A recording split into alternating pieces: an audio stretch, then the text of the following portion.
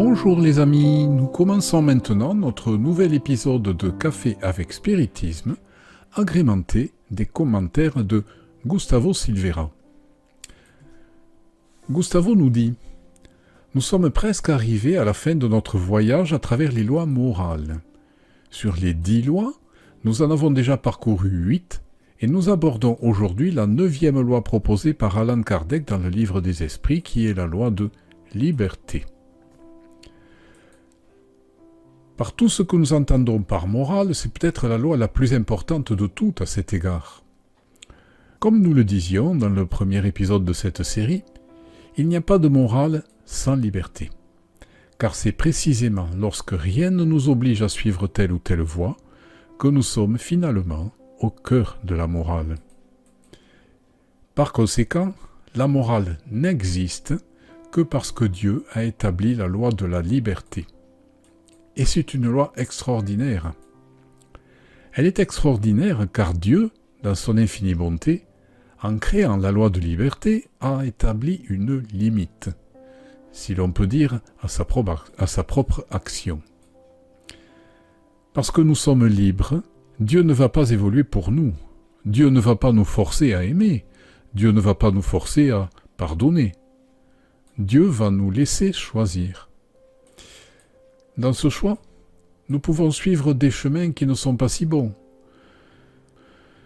Ce qui, en fait, ne signifie pas que Dieu ne nous aime pas, mais justement qu'il nous respecte profondément et nous laisse faire de mauvais choix, de sorte que, lorsque nous sommes confrontés aux conséquences, nous puissions, par nous-mêmes, comprendre le meilleur chemin à suivre. L'amour de Dieu, dans ce sens, ne s'exprime pas par la contrainte, mais par sa présence éternelle. Si Dieu ne choisit pas pour nous, il nous choisit toujours. Et c'est là, peut-être, le point le plus beau de tout cela.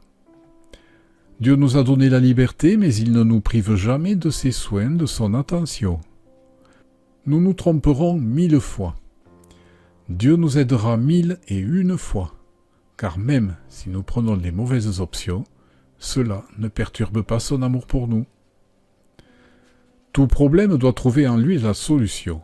Dieu trouver en lui la rectitude. Cependant, au sein de cette thématique, nous nous heurtons à une question intéressante. Nous sommes libres, mais pas à 100%. C'est-à-dire que Dieu a placé une limite au libre arbitre. Cette limite est inversement proportionnelle à l'évolution de l'esprit. Moins l'esprit est évolué, plus il est limité. Et plus il est évolué, moins il est limité. Et je ne sais pas vous, mais moi, je remercie Dieu quand je réalise que notre liberté est restreinte. À ce stade, on pourrait se demander, pourquoi se restreindre ? Ne sommes-nous pas ici au cœur de la morale ? Et donc, je ne peux pas faire ce que je veux ? Et la réponse est non. Vous pouvez penser ce que vous voulez, mais Dieu merci, vous ne pouvez pas toujours le faire. À la question 833 du livre des esprits, Allan Kardec demande ainsi : y a-t-il en l'homme quelque chose qui échappe à toute contrainte et pour laquelle il jouisse d'une liberté absolue ? Et les esprits ont répondu : c'est dans la pensée que l'homme jouit d'une liberté sans limite, car elle ne connaît pas d'entrave. On peut en arrêter l'essor, mais non l'anéantir. Nous pouvons penser ce que nous voulons, c'est cela la morale. Mais nous ne pouvons pas faire tout ce que nous voulons, ni concrétiser tout ce que nous pensons. Cela, c'est la bonté éternelle. Et cette restriction manifeste la bonté de Dieu à plusieurs titres. Par exemple, combien d'actions nous apporteraient des regrets quelques secondes après les avoir mises en œuvre ? Si cela se produit déjà avec une liberté restreinte, imaginez si elle était illimitée. D'ailleurs, il serait profondément difficile de trouver les meilleures options s'il existait une infinité de possibilités. La plus grande leçon ici est de réaliser qu'il n'y a de restriction que dans ce qui peut nous nuire profondément. Personne n'est privé de la possibilité de choisir le bien.